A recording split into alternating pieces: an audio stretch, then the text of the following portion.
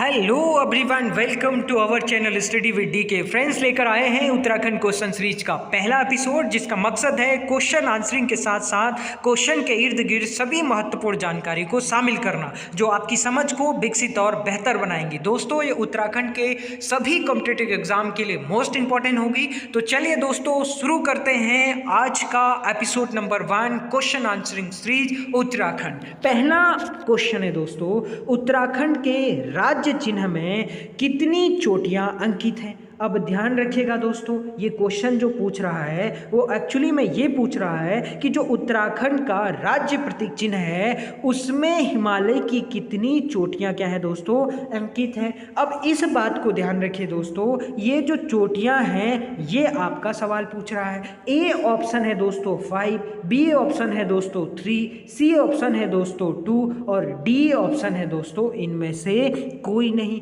अब ध्यान रखिए दोस्तों, सामने स्क्रीन में आपको क्या दिख रहा है? उत्तराखंड का राज्य प्रतीक चिन्ह दिख रहा है। अब ध्यान रखिए दोस्तों, ये जो उत्तराखंड का राज्य प्रतीक चिन्ह है इसके ऊपर का जो भाग है वो हमें क्या दिख रहा है? उठा हुआ दिख रहा है। अब ध्यान रखिए दोस्तों, ये जो ऊपर का भाग है यही आपका क्या है? पर्वत चोटियां हैं। अब ध्यान रखिए दोस्तों, अगर हम इन पर्वत चोटियों को गिनेंगे तो 1 2 3, तो कितनी चोटियां हैं दोस्तों? 3 चोटियां हैं। जबकि इसकी जो 2 चोटियां हैं वो एक दूसरे के क्या है दोस्तों? समानांतर है। जबकि जो बीच वाली चोटी है, जिसे रेड कलर में क्या किया गया है दोस्तों, यहाँ पर ड्रॉ किया गया है, वो आपका थोड़ी सी क्या है दोस्तों?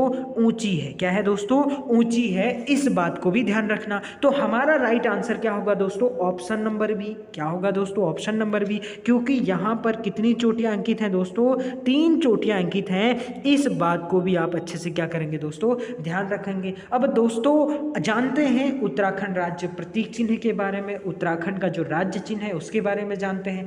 पहली बात यही ध्यान रखना दोस्तों, ये जो स्क्रीन है, स्क्रीन में आपका उत्तराखंड के राज्य प्रतीक चिन्ह को गोलाकार आकार में नहीं दिखाया गया है। लेकिन ध्यान रखिएगा दोस्तों, जो उत्तराखंड का राज्य प्रतीक चिन्ह है ये गोलाकार मुद्रा में क्या है? अंकित है। इस बात को भी ध्यान रखिए दोस्तों। ये दोस्तों सामने आपको 4 लहरें आपका अंकित हुई दिख रही होंगी। ये जो 4 लहरें हैं ये आपका गंगा की लहरें हैं। अब ध्यान रखिए दोस्तों, सवाल इस तरीके से पूछा जा सकता है कि उत्तराखंड राज्य प्रतीक चिन्ह में कितने गंगा की लहरें अंकित हैं? उसका राइट आंसर क्या होगा दोस्तों? 4 गंगा की लहरें उत्तराखंड राज्य प्रतीक चिन्ह में अंकित हैं।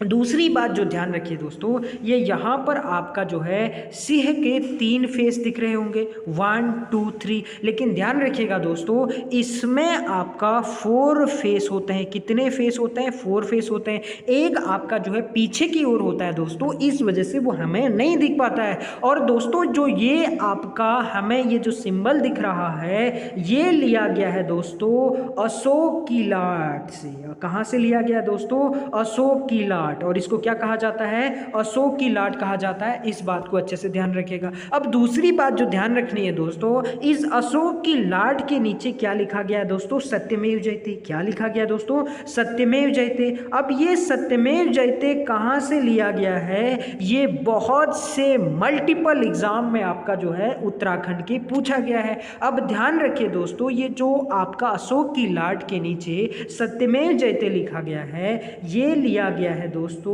मुंडको उपनिषद से। कहाँ लिया गया है दोस्तों? मुंडको उपनिषद से। अब ये जो मुंडको उपनिषद है दोस्तों ये आपका वेदों का पार्ट है। किसका पार्ट है दोस्तों? वेदों का, यानी बहुत प्राचीन है। अब ध्यान रखिए दोस्तों, जो वेद होते हैं, वेदों की जो टोटल संख्या है दोस्तों वो कितनी है? आपका 4। कितनी है दोस्तों? 4। इस बात को भी ध्यान रखिएगा। वो कौन कौन से हैं दोस्तों? एक तो है आपका ऋग्वेद, दूसरा है दोस्तों सामवेद, तीसरा है दोस्तों यजुर्वेद और चौथा है दोस्तों अथर्ववेद। अब आप सोच रहे होंगे कि भैया ये उत्तराखंड का आपका राज्य प्रतीक चिन्ह बता रहे हैं, लेकिन कहाँ चले गए भारत के इतिहास में दोस्तों, इससे आपका इस क्वेश्चन का लिंक है। ध्यान रखिए दोस्तों, ये जो सत्यमेव जयते है वो मुंडको उपनिषद से लिया गया है, और ये मुंडको उपनिषद आपका अथर्ववेद का पार्ट है। किसका पार्ट है दोस्तों? अथर्ववेद ग्रंथ का पार्ट है, जिसको आपका सबसे नवीन वेद और साथ में आपका दोस्तों जाडू टोना से संबंधित आपका इस वेद को बताया जाता है।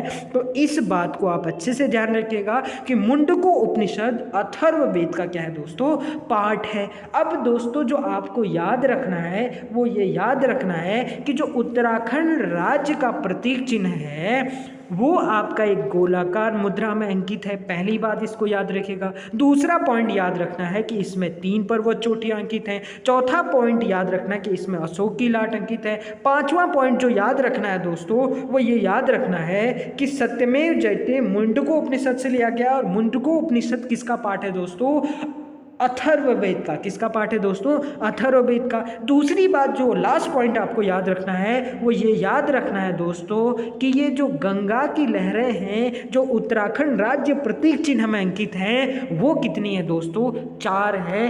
इस बात को आप अच्छे से ध्यान रखिएगा। तो ये सारी जानकारी थी दोस्तों राज्य प्रतीक चिन्ह के बारे में। बढ़ते हैं नेक्स्ट क्वेश्चन की ओर। नेक्स्ट क्वेश्चन है दोस्तों, दूसरे क्वेश्चन है दोस्तों, निम्न में से किसे महाभारत के वन पर्व में सौगंधिक पुष्प कहा गया है? अब दोस्तों इसका आंसर जानने से पहले एक खूबसूरत तस्वीर देख लेते हैं जो आपको सामने स्क्रीन में दिख रही होगी। ये जो तस्वीर है दोस्तों ये उत्तराखंड के आपका राज्य पुष्प की है। किसकी है दोस्तों? उत्तराखंड के राज्य पुष्प की। और उत्तराखंड का राज्य पुष्प क्या है दोस्तों? ब्रह्म कमल। और इसी ब्रह्म कमल को दोस्तों महाभारत के वन पर्व में क्या कहा गया है? सौगंधिक पुष्प कहा गया है। क्या कहा गया है दोस्तों? सौगंधिक पुष्प। इस बात को भी अच्छे से ध्यान रखिएगा। अब जानते हैं दोस्तों इस सौगंधिक पुष्प यानी ब्रह्म कमल के बारे में, यानी इसका राइट आंसर क्या होगा दोस्तों? ऑप्शन नंबर डी, ब्रह्म कमल। अब आप ध्यान रखिए दोस्तों, ये जो ब्रह्म कमल है ये पहली बात तो उत्तराखंड का आपका राज्य पुष्प है। दूसरी बात ध्यान रखिए दोस्तों, ये जो ब्रह्म कमल है इसका साइंटिफिक नाम है दोस्तों सोसुरिया अबवेलेटा। क्या है दोस्तों? सोसुरिया अबवेलेटा। दूसरी बात ध्यान रखिए दोस्तों, उत्तराखंड में जो ब्रह्म कमल की प्रजातियां पाई जाती हैं वो टोटल कितनी पाई जाती है? 24। और आपका विश्व में लगभग इसकी 210 प्रजातियां पाई जाती हैं, और उन 210 में से 24 प्रजातियां आपका उत्तराखंड में पाई जाती हैं। इस बात को भी अच्छे से ध्यान रखिएगा दोस्तों। ये जो ब्रह्म कमल है वो आपका दोस्तों लगभग 4800 मीटर से लेकर आपका 6000 मीटर की ऊंचाई तक आपका ये उत्तराखंड में पाया जाता है। दूसरी बात ध्यान रखिए दोस्तों, इसका जो स्थानीय नाम है ये बहुत से एग्जाम में पूछा गया है, इस बात को आप अच्छे से ध्यान रखिएगा। इसका स्थानीय नाम है दोस्तों कौल पद्म। क्या है दोस्तों? कौल पद्म के नाम से इस ब्रह्म कमल को आपका उत्तराखंड में माना जाता है या जाना जाता है। अब दूसरी बात ध्यान रखिए दोस्तों, ये जो ब्रह्म कमल है ये उत्तराखंड में फूलों की घाटी। दूसरी बात ध्यान रखिएगा ये पिंडारी ग्लेशियर में भी पाया जाता है। तीसरी बात ध्यान रखिएगा ये केदारनाथ में भी पाया जाता है। और इस ब्रह्म कमल की जो ऊंचाई होती है दोस्तों वो लगभग आपका 70 से 80 मीटर के बीच में होती है। कितनी दोस्तों? 70 से 80 मीटर के बीच में इस सौगंधिक पुष्प यानी ब्रह्म कमल की ऊंचाई होती है। और ये आपका दोस्तों जुलाई से सितंबर के बीच में खिलता है। कब दोस्तों? जुलाई से सितंबर के बीच में ब्रह्म कमल पिंडारी, फूलों की घाटी और केदारनाथ में आपका जो है खिलता है। इसको भी ध्यान रखिएगा। यानी अगर मंथ्स की बात करें तो 3 मंथ्स आपका जो इसके खिलने का क्या होता है दोस्तों? टाइम पीरियड होता है। इन सभी पॉइंट को भी आप दोस्तों बहुत अच्छे से ध्यान रखिएगा। तो ये था दोस्तों उत्तराखंड राज्य के राज्य पुष्प ब्रह्म कमल के बारे में सारी जानकारियाँ। उम्मीद है कि आपको ये बातें सारी समझ में आई होंगी। बढ़ते हैं दोस्तों नेक्स्ट क्वेश्चन की ओर। नेक्स्ट क्वेश्चन है दोस्तों, उत्तराखंड में काचुला खर्क क्या है। अब दोस्तों ये जो काचुला खर्क है, इसको जानने से पहले एक बहुत ही खूबसूरत तस्वीर हम देख लेते हैं। ये तस्वीर किसकी है दोस्तों, जरा बताइए। ये तस्वीर है दोस्तों कस्तूरी मृग की। किसकी है दोस्तों, कस्तूरी मृग की। और जब आपका हमने इस तस्वीर को देख ही लिया है तो इसका राइट आंसर भी जान लेते हैं दोस्तों। इसका पहला ऑप्शन है मृग प्रजनन के, दूसरा ऑप्शन है प्रमुख दर्रा, तीसरा ऑप्शन है पर्वत चोटी और चौथा ऑप्शन है दोस्तों भेड़ प्रजनन केंद्र। अब इसका राइट आंसर क्या होगा दोस्तों, मृग प्रजनन केंद्र। दोस्तों आप सवाल को स्क्रीन पर आने से पहले उसे पॉज करिएगा और साथ में कोशिश करिएगा कि आपका उसका राइट आंसर देने की कोशिश करें। नंबर एक बात, जिन बच्चों को आता होगा उनका बहुत अच्छे से रिवाइज हो जाएगा, और दूसरी बात जिनको नहीं आता होगा वो गलत आंसर भी लगाएंगे, तो जब उनको सही आंसर पता लगेगा तो दोस्तों उनके नॉलेज और उनके इंफॉर्मेशन में इंक्रीजमेंट होगा और एग्ज़ाम में दोस्तों आप गलतियां नहीं करेंगे, ये बात भी ध्यान रखिए। अब दोस्तों ये जो मृग है एक्चुअली में इसको किस नाम से जाना जाता है, कस्तूरी मृग के नाम से जाना जाता है। और बहुत इंपॉर्टेंट जीव है दोस्तों उत्तराखंड का, तो ये आपका राज्य पशु है ही। साथ में ध्यान रखिए दोस्तों ये आपका भारत के 3 और राज्यों का भी राज्य पशु है। नंबर 1 तो दोस्तों कश्मीर, जो हाल ही में आपका हमने केंद्र शासित प्रदेश बना दिया है। दूसरी बात ध्यान रखिए दोस्तों पूर्वोत्तर का एक जिला है सिक्किम। क्या है दोस्तों, सिक्किम। इस सिक्किम राज्य का भी कस्तूरी मृग क्या है दोस्तों, राज्य पशु है। और जो तीसरी राज्य का नाम या तीसरी बात जो ध्यान रखनी है वो ये ध्यान रखना है दोस्तों, हमारा एक पड़ोसी राज्य है हिमाचल प्रदेश। कौन है दोस्तों, हिमाचल प्रदेश। और इस हिमाचल प्रदेश का भी जो राजकीय आपका पशु है या एनिमल है उसका नाम क्या है दोस्तों, कस्तूरी मृग। अब जानते हैं दोस्तों कस्तूरी मृग के बारे में।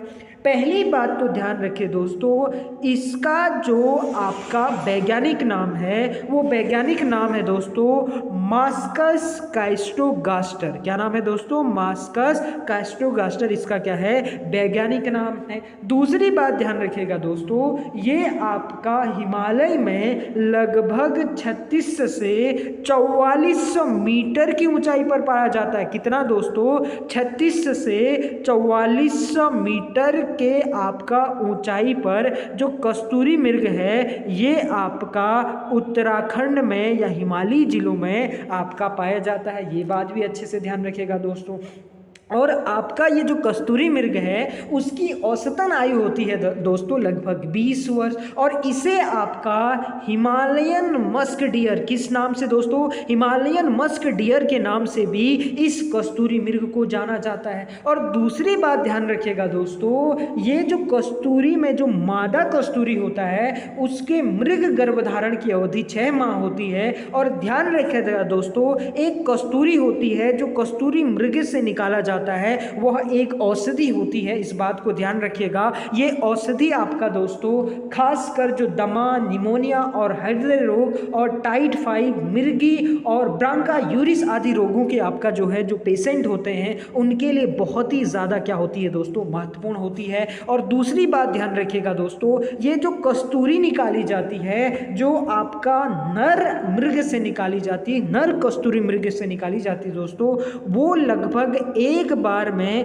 30 से 45 ग्राम निकाली जाती है। इस बात को भी अच्छे से ध्यान रखिएगा। दूसरी बात जो ध्यान रखना है दोस्तों ये जो कस्तूरी आपका निकाला जाता है वो 3-3 वर्ष के अंतराल में निकाली जाती है। यानी कहने का मतलब जैसे एग्जांपल के लिए सोचो किसी आपका मादा मृग का कस्तूरी 2020 में निकाला गया तो अब आपका दोस्तों 2023 में ही आपका उससे कस्तूरी को यानी जो औषधि है उसको क्या किया जाएगा, प्राप्त किया जाएगा। इस बात को भी आप क्या करेंगे, बहुत अच्छे से ध्यान रखेंगे। दूसरी चीज जो दोस्तों ध्यान रखनी है 1997 में महरूड़ी कस्तूरी मृग अनुसंधान पिथौरागढ़ में स्थित है, इसकी स्थापना की गई इनके अनुसंधान के लिए। दूसरी बात ध्यान रखिए दोस्तों 1882 में चमोली जिले के काचुला खर्क में, जिसके बारे में अभी क्वेश्चन हमने पढ़ा और उस क्वेश्चन का हमने आंसर दिया कि काचुला खर्क क्या है, यहाँ पर 1882 में में कस्तूरी मृग प्रजनन संरक्षण केंद्र की स्थापना की गई, जबकि 1986 में पिथौरागढ़ के अस्कोट में अस्कोट अभ्यारण्य की स्थापना की गई।